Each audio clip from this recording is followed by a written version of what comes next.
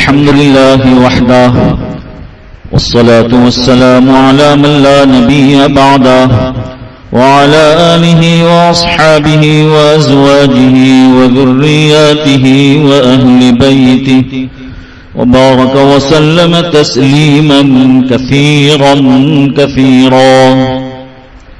أما بعد فأعوذ بالله من الشيطان الرجيم. بسم الله الرحمن الرحيم.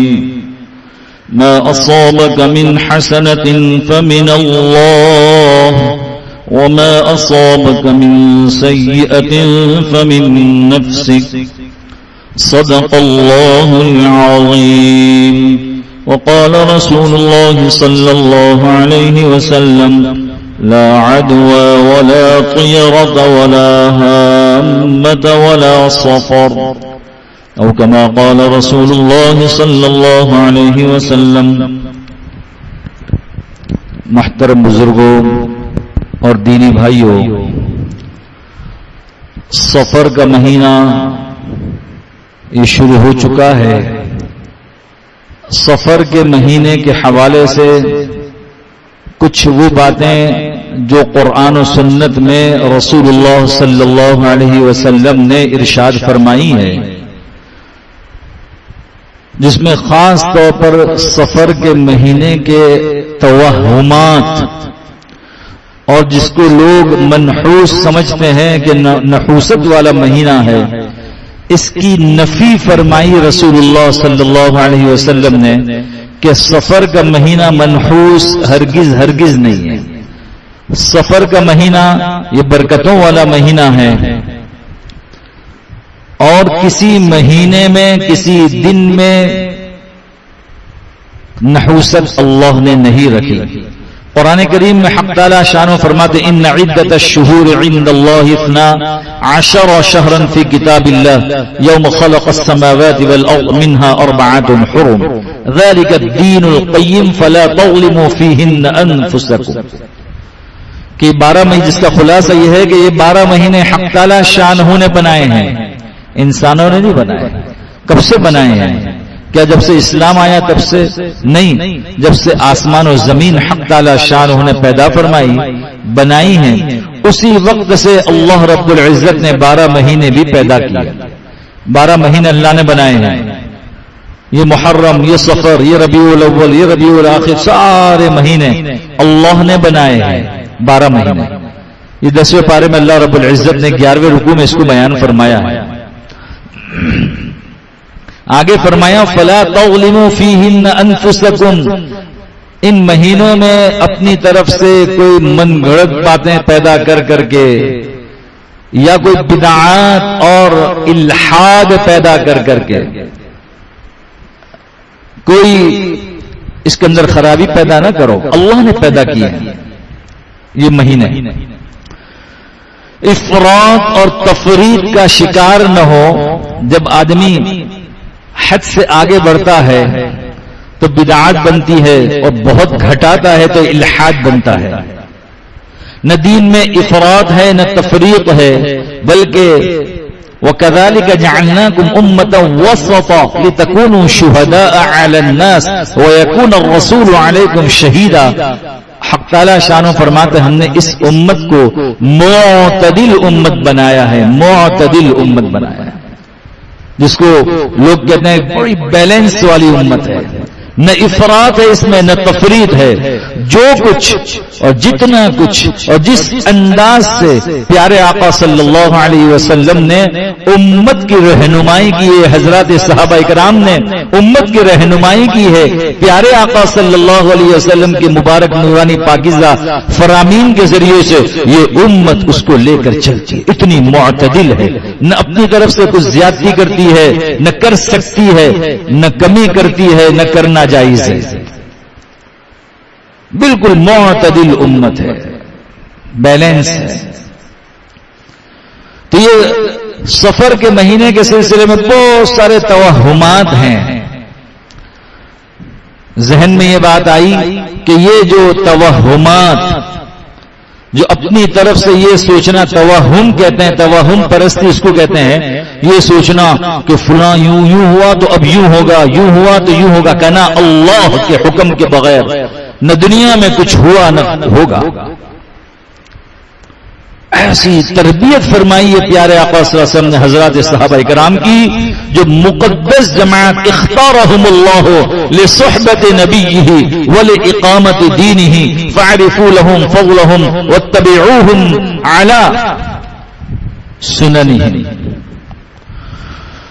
اللہ نے اپنے پاس سے منتخب کیا ہے صحابہ کرام کو، اور صحابہ کرام نے پیارے آقا صلی اللہ علیہ وسلم کے سینے اقدس اطہر اطیب سے اور علوم نبوت اپنے سینے میں لیا، ساری امت کو ہو بہو امانتاً پہنچایا، کوئی کمی بیشی اپنی طرف سے نہیں کی کہ وہ صحابہ کے طریقے کو اختیار کرو۔ وہ باتیں ہمیں جو رسول اللہ صلی اللہ علیہ وسلم کی حضرات صحابہ کرام نے سینے اقدس اطہر اطیب سے لی اور ساری امت کو پہنچائی، ان باتوں میں سے ایک بات یہ ہے، مشکات میں روایت ہے، فرمایا لا عدوى ولا طيرة ولا هامة ولا صفر وفر من المجذوم كما تفر من الاسد او كما قال رسول اللہ صلی اللہ علیہ وسلم۔ کتنی پیاری باتیں، کیا توحید سمجھائی ہے۔ فرمایا لا عدوى، کسی بیماری میں یہ طاقت نہیں ہے کہ دوسری بیماری کو جنم دے۔ ہمارے یہاں جو ابھی کچھ سالوں پہلے ایسے منہ پر ماسک لگا دو اور اتنا فاصلہ کرو اور اس بیماری سے یہ بیماری ہو جائے گی۔ میں لوگوں سے کہتا تھا کہ ڈاکٹر کو کیوں نہیں ہوتی، وہ تو سب سے قریب جا کر انجیکشن بھی لگاتا ہے، ایسے چیک بھی کرتا ہے۔ اگر بیماری کے اندر طاقت ہوتی تو سارے ہاسپٹل میں سارے ڈاکٹر بیمار ہو جاتے مریضوں کے پاس کا نہیں۔ پیارے آقا صلی اللہ علیہ وسلم نے توحید سمجھائی، لا عدوى، ایک بیماری کے ذریعے سے دوسری بیماری کا لگنا، یہ جو سوچ ہے توہم پرستی، اس کی کوئی حقیقت نہیں ہے۔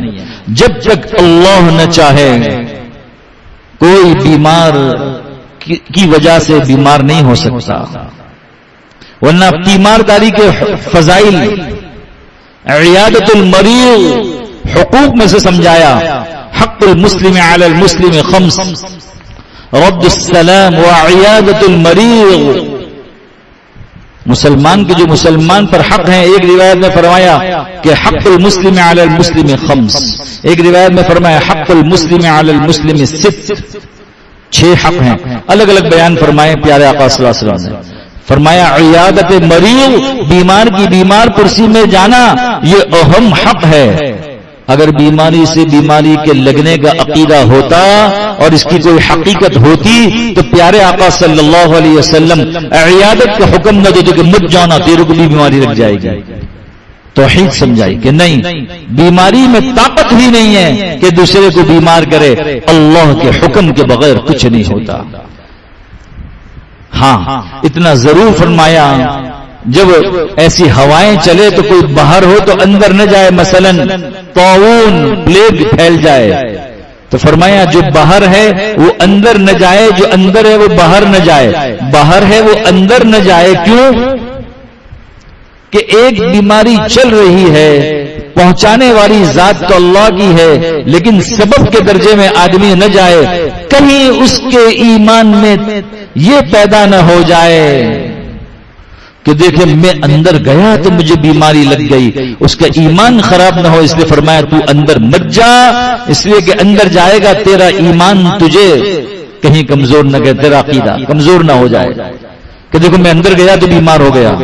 اللہ کے حکم سے بیمار ہوتا ہے، جو اندر ہے اس کو بھی باہر جانے کا حکم نہیں دیا۔ کیوں؟ اس علاقے سے، اس لیے کہ اس کے ذہن میں یوں نہ آئے کہ میں یہاں سے بیماری سے کے ڈر سے بھاگ رہا ہوں، کہ اللہ کا حکم ہے، بیماری کے اندر طاقت نہیں ہے۔ لا عدوى ولا طیرہ، خاص طور پر طیرہ کو بھی سمجھایا۔ طیرہ کہتے ہیں نحوست، توہم پرستی، یوں سمجھنا۔ بہت ساری مثالیں ہیں، بہت ساری مثالیں۔ الو آ کر بیٹھ گیا گھر پر کا کوئی حالات آنے والے ہیں، ایسے دو ساتھی کھڑے ہو کر باتیں کر رہے ہیں، بیچ میں سے کالی بلی گزر گئی، کالا کتا گزر گیا، کہ اللہ خیر کرے کچھ حالات آنے والے ہیں. ہاتھ میں کھجلی آئی تو کچھ اور کہتے ہیں، الٹی آنکھ پھڑکنے لگی تو اس کے لیے کچھ اور کہتے ہیں، پاؤں کے نیچے کھجلی آئی تو کچھ اور کہتے ہیں، گھر میں کینچی بچے کے ہاتھ میں آئی اور بجانے لگا کہ لڑائیاں ہوگی، بچے کے ہاتھ میں دیا سلی آ گئی اور اس نے کہیں ماچس کو اور اس تلی کو جلایا تو کہتے ہیں کہ اس کو رات میں پیشاب ہو جائے گا، جھولے جھول رہا ہے اور پیر ہلا رہا ہے کہ تیری ماں مر جائے گی وغیرہ وغیرہ. یہ سب چیزیں بچپن سے سنتے آ رہے ہیں، اس کی کوئی حقیقت نہیں. فرمایا یہ توہم پرستی ہے، توہم پرست، لا عدوى ولا طیر ولا طیر، اس کی کوئی حقیقت نہیں، اس کی کوئی حقیقت نہیں.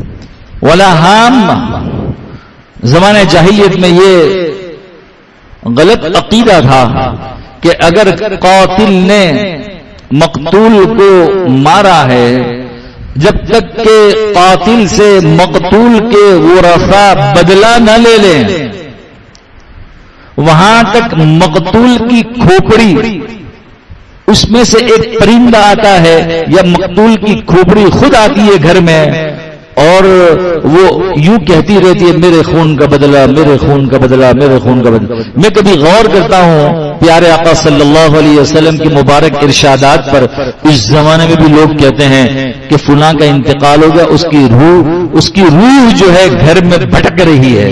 ارے بابا کدھر سے روح آ گئی گھر میں اور کیوں بھٹکے گی؟ لوگ قبرستان میں رہ رہے ہیں، سارے گناہ کے اڈے قبرستان میں بنا دیے، ان کے پاس تو روحیں نہیں آتی. کبھی یہ تو سوچے نا. اور تیرے گھر میں پاک صاف ماحول ہے، قرآن پڑھا جا رہا ہے، ذکر اذکار ہو رہا ہے، باوضو لوگ ہیں، تیرے گھر میں اس کی روح آ گئی اور بھٹک رہی ہے. ناپاک عقیدے ہیں، اللہ کی ذات سے توکل ہٹانے والے عقیدے ہیں کہ نہ. فرمایا ولا ہام، ایسا کچھ نہیں ہے کہ کسی کی روح آ کر کے ہمارے گھر میں بھٹکے. اور بعض روایت میں آتا ہے کہ وہ یوں عقیدہ رکھتے تھے کہ اس کی روح سانپ بن کر پیٹ میں آتی ہے اور وہ پیٹ میں پریشانی کا پیدا کرتی ہے. ایسی بھی کوئی عقیدہ نہیں. قرآن کی تفاسیر ہم سمجھیں.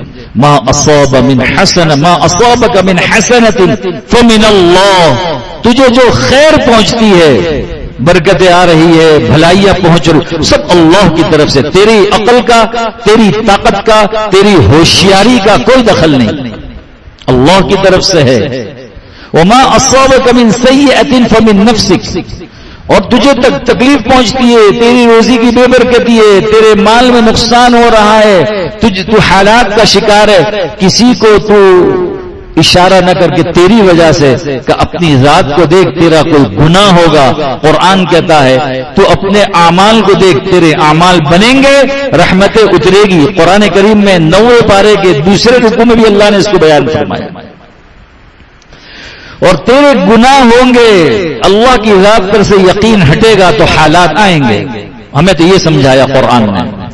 ظہر الفساد فی البر والبحر بما کسبت ایدی الناس لیذیقہم بعض الذی عملوا لعلہم یرجعون. خشکی اور تری میں فساد برپا ہو گیا انسانوں کے کرتوتوں کی وجہ سے، اور وہ بھی اللہ عذاب چکھاتے ہیں بعض اعمال کا، پورا عذاب نہیں دیتے. تو قرآن کریم میں اور جگہ پر بھی، سورۃ تغابن کے دوسرے رکوع میں بھی، اور بھی جگہ پر 21ویں پارے میں بھی اللہ نے اس کو بیان فرمایا ہے. تو جگہ جگہ اللہ رب العزت نے اس کو بیان فرمایا ہے کہ جو حالات آتے ہیں وہ اللہ کی طرف سے ہیں اور انسانوں کی کرتوتوں کی وجہ سے. 25ویں پارے میں اللہ نے اس کو بیان فرمایا ہے. تو حالات اچھے اللہ کی طرف سے، برے حالات و انسان اپنی اعمال کو دیکھے کہ تیرے عمل جو اوپر جاتا ہے اس کی وجہ سے حالات کا شکار ہوتا ہے. چیزوں میں کچھ نہیں رکھا. آگے فرمایا ولا سفر، کہ سفر کے مہینے کو منحوس سمجھتے تھے زمانہ جاہلی. سفر اور صفر مادہ دونوں کا ایک ہے، خالی ہونے کے معنی میں ہے. سفر ہو اسی سے صفر ہو، خالی ہونے کے معنی میں ہے، جس میں کچھ بھی نہ رکھا ہو اس کو. اب ابن کثیر رحمت اللہ علیہ نے لکھا ہے سفر کو سفر اس لیے کہتے تھے کہ پہلے کوئی قرآن کریم میں ان عدت الشہور عند اللہ 12 شہرا فی کتاب اللہ، اس آیت میں فرمایا 4 مہینے حرمت والے ہیں، 3 تو لگاتار ہے، ذوالقعدہ، ذوالحجہ اور محرم، اور ایک رجب المرجب، یہ 4 مہینے حرمت والے ہیں۔ اب یہ 3 مہینے لگاتار آئے، ذوالقعدہ، ذوالحجہ اور محرم۔ اہل عرب جنگجو تھے، جنگجو قوم تھی، تو وہ 3 مہینے پریشان ہو جاتے کہ اب لڑائی نہیں کر سکتے ہم، یہ 3 مہینے میں لڑائی کرنا منع کیا گیا ہے۔ جیسے ہی سفر کا مہینہ شروع ہوتا اپنے اسلحے کو لے کے نکلتے جنگ کے لیے، لڑائی کے لیے، تو گھر خالی ہو جایا کرتے تھے، سارے کے سارے نکل جاتے، اس لیے گھر جب خالی ہو جاتا ہے تو اسی سے سفر کہا گیا کہ گھر صفر ہو گیا، سفر ہو گیا، خالی ہو گیا۔ یہ ابن کثیر رحمت اللہ علیہ کی تحقیق ہے۔ دیکھیں عقیدہ تو ہمارے یہاں بھی سفر کے متعلق آئے دن لوگ مسائل بھی لے کر آتے ہیں۔ سفر کا مہینہ ہے، پیغام دینا لڑکی کے سلسلے میں کہیں بھیجنا جائز ہے؟ کیوں ناجائز ہے؟ کہ سفر کا مہینہ ہے، اس میں پیغام بھیجے مناسب ہے؟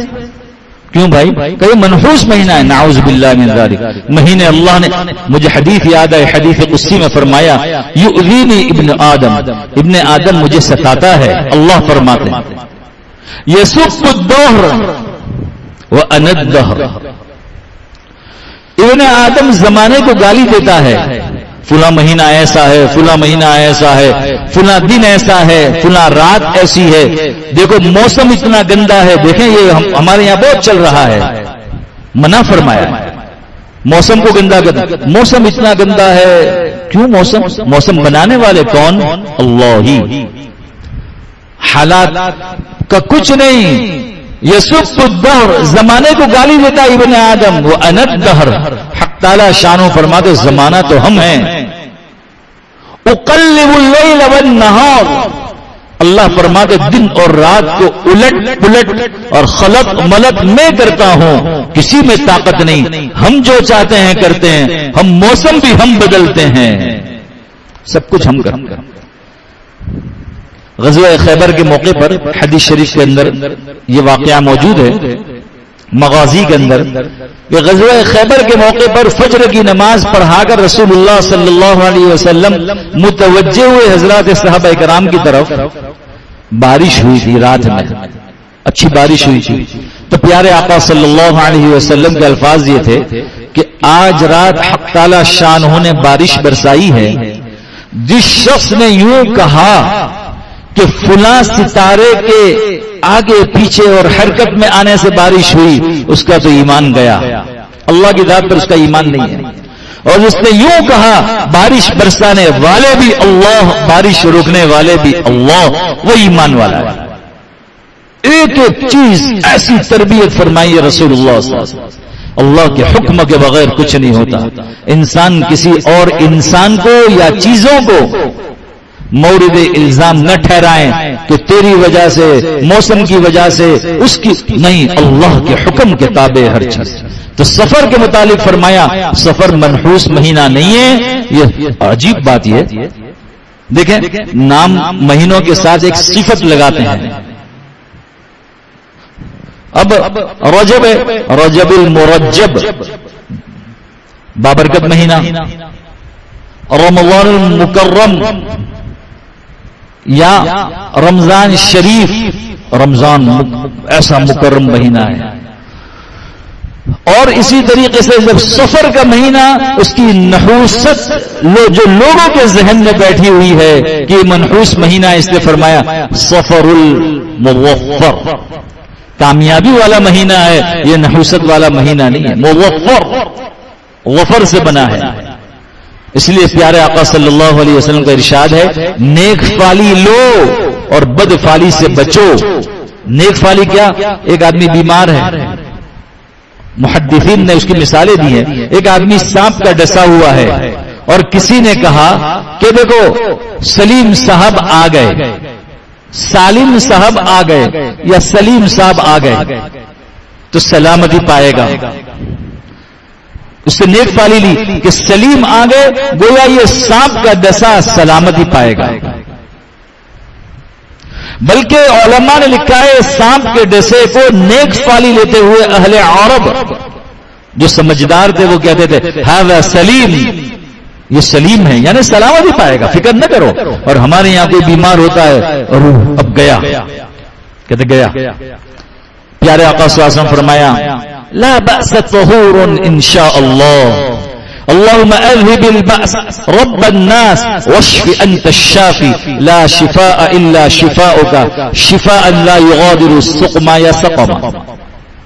دعائیں بتلائی لا باس طہور انشاءاللہ. بیمار کے پاس دوڑے ماشاءاللہ فکر نہ کر ابھی اچھا ہو جائے گا. ایک ترجمہ یہ ہے، اور دوسرا ترجمہ یہ ہے لا باس طہور انشاءاللہ. طہور یعنی یہ بیماری تیرے گناہوں کی پاکی کا، صفائی ستھرائی کا ذریعہ بنے گی، فکر نہ کر. اس کو تسلی دی جاتی ہے. تو نیک فالی کا حکم دیا. ایک آدمی پریشان ہے کہ میں نے یہ کاروبار شروع کیا، پتہ نہیں کامیاب ہوگا یا ناکام ہوگا. اتنے میں ظفر نام کے کوئی صاحب آ گئے. ظفر تو فوراً آدمی کہے ارے ظفر آ گیا، تو یہ نیک فالی ہے. ظفر آ گئے نا، بس اب کامیابی ہے، اب کامیابی ہے. تو اس کا حکم ہے، رسول اللہ صلی اللہ علیہ وسلم نے اس کا حکم دیا ہے. ہم کسی 2000 کی بات کر رہا ہوں کہ اعتکاف میں تھے. ایک ساتھی مولانا اخلاص نام کے، وہ آخری عشرے میں اعتکاف میں آ گئے. ہمارے شیخ نے فرمایا اخلاص آ گیا، چلو آخری عشرے ہی میں سے ہی نیک فالی لیتے ہوئے کہ آخری عشرے میں اللہ نے اخلاص پیدا فرما دیا. یہ ہے نیک فالی لینا. اب بدفالی، بدفالی تو بے شمار ہے. ارے عجیب بات ہو گئی، کیا ہوا کہ صبح صبح فلاں کا منہ دیکھ لیا میں نے، پتہ نہیں آج دن کیسا گزرے گا. لا حول ولا قوت الا باللہ. تو صبح صبح تو فجر کی نماز جماعت سے پڑھ، یاسین شریف منزل، اور صبح شام کی جو دعائیں ہیں ادعیہ ماثورہ و منقولہ پیارے آقا صلی اللہ علیہ وسلم سے ثابت شدہ، اس کو پڑھ. ساری دنیا کی طاقت کو تیرا کچھ نہیں بگاڑ سکتی. خدا پاک کی قسم، پیارے آقا صلی اللہ علیہ وسلم کے بتلائے ہوئے وظائف جو سنت وظائف ہیں، اس کو آدمی شب و روز پڑھے اور پھر جادوگر کو بلا لے کہ تو جادو کر، جنات والوں کو بلا لے تو جنات کا اثر ڈال. تو کہتا ہے میرے پاس موت کے لیے سب جھوٹے ہوتے ہیں، تو اثر ڈال. خدا پاک کی قسم ہمیں اتنا یقین ہے پیارے آقا صلی اللہ علیہ وسلم کے فرامین پر، دنیا کی کوئی طاقت کچھ نہیں بگاڑ سکتی. کامل یقین کے ساتھ آدمی زندگی گزارے اور حالات کا مقابلہ رجوع الی اللہ کے ذریعے سے کرے. یہ نہیں کہ سفر کے مہینے میں دکان کے افتتاح نہیں کرنی، یہ منحوس مہینہ ہے. سفر کے مہینے میں بنو امیہ کی خلافت 92 سال رہی ہے. اس میں سب سے پیارا زمانہ حضرت عمر بن عبد العزیز رحمت اللہ علیہ کا زمانہ ہے. حضرت عمر بن عبد العزیز رحمت اللہ علیہ کو سفر ہی کے مہینے میں اللہ نے خلافت عطا فرمائی ہے. عمر ثانی تھے، ایسا انصاف سے دنیا کو بھر دیا کہ بھیڑیا اور بھیڑ ایک گھاٹ سے پانی پیتا اور کوئی کسی پر حملہ نہ کرتا.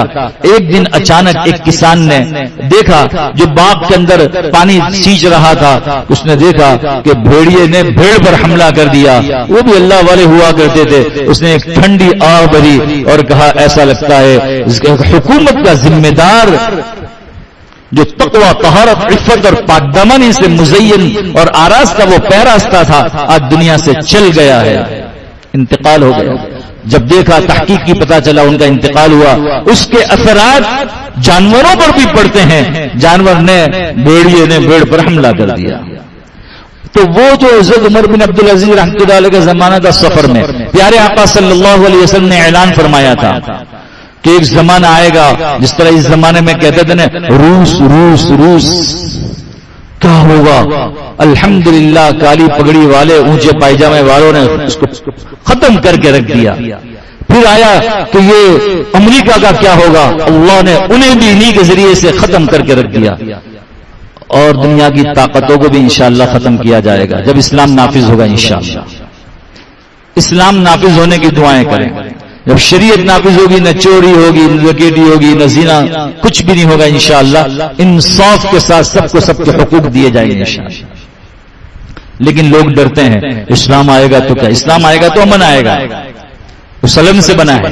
خیر، حضرت عمر بن عبدالعزیز رحمۃ اللہ علیہ کا زمانہ، ان کو خلافت دی سفر کے مہینے. پھر پیارے آقا صلی اللہ علیہ وسلم نے اس زمانے میں کہا تھا دو طاقتیں بہت بڑی طاقتیں، قیصر اور کسرا. فرمایا یہ قیصر اور کسرا یہ ختم ہوں گے اور اسلامی حکومت قائم ہوگی اور اس کے خزانے ایسے آئیں گے مدینہ منورہ. سیدنا و سندنا و مرشدنا و اولانا و مولانا حضرت عمر رضی اللہ تعالیٰ عنہ کے زمانے میں، حضرت عمر رضی اللہ عنہ کے زمانے میں سن ہجری 16 سفر کے مہینے میں اللہ نے اس کو فتح کیا. سفر کا مہینہ تھا. اگر یہ منحوس مہینہ ہوتا تو کیسے ہوتا؟ یہ سفر المظفر ہے، کامیابی والا مہینہ ہے. اور ایسے خزانے آئے اور مدینہ منورہ مسجد نبوی زادہ اللہ شرفا و تعظیما کے اندر ایسے خزانوں کے تھیلے سونے اور چاندی کے ڈھیر لگ گئے. پیارے آقا صلی اللہ علیہ وسلم کے تربیت یافتہ حضرت عمر رضی اللہ تعالیٰ بہت روئے کہ دیکھو یہ خزانے ہمارے پیروں میں پڑے ہیں، جس خزانوں پر وہ اچھل رہے تھے. سفر کا مہینہ تھا. میں ایک حدیث کہہ کر کے بخاری شریف کی روایت بات ختم کروں. پیارے آقا صلی اللہ علیہ وسلم فرمایا یدخل الجنت، یہ میری امت میں سے، یدخل الجنت من امتی 70,000، یدخل الجنت 70,000 من امتی، میری امت میں سے 70,000 لوگ جنت میں داخل ہو جائیں گے بغیر حساب، بغیر حساب کتاب کے. کون ہوں گے؟ ہم الذین لا یتطیرون لا یسترقون ولا یتطیرون وعلی ربہم یتوکلون. نہ تو منتر پڑھیں گے، جعلی عاملوں کے پاس نہیں جائیں گے ہاتھ دیکھ کر بتلا. وہ صدر میں جاتے ہیں ذرا ہاتھ دیکھ کر بتلاؤ میری لکیروں کو، میرا کام بنے گا یا نہیں بنے گا. وہ کہے گا پیسہ آئے گا نہیں. اس کو اتنا ہی پتا ہوتا تو اپنا ہاتھ دیکھ کر کے بنگلے بنا لیتا. فٹ پاتھ پر کیوں بیٹھا ہوا ہے؟ کون سے چکر میں ہے؟ پیارے آقا صلی اللہ علیہ وسلم کے بتلائے ہوئے طریقے، 2 رکعت تازے وضو کے ساتھ صلاۃ الحاجت اور وہ دعا لا الہ الا اللہ الحلیم الکریم سبحان اللہ رب العرش العظیم الحمد للہ رب العالمین نسألک موجبات رحمتک. تفصیلی دعا ہے. ان دعاؤں کو ہم یاد کریں اور اللہ سے تعلق جوڑیں. جعلی عامل سے کچھ ہوتا ہے؟ وہ اپنا کام نہیں کر سکتا، ہمارا کام کیسے کرے گا؟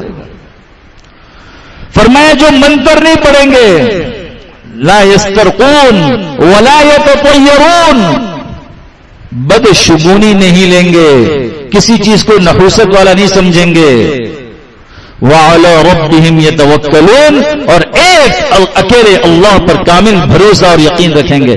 فرمایا وہ 70,000 لوگ بغیر حساب کتاب کے جنت میں جائیں گے. اللہ ہم سب کو ان باتوں پر عمل کرنے کی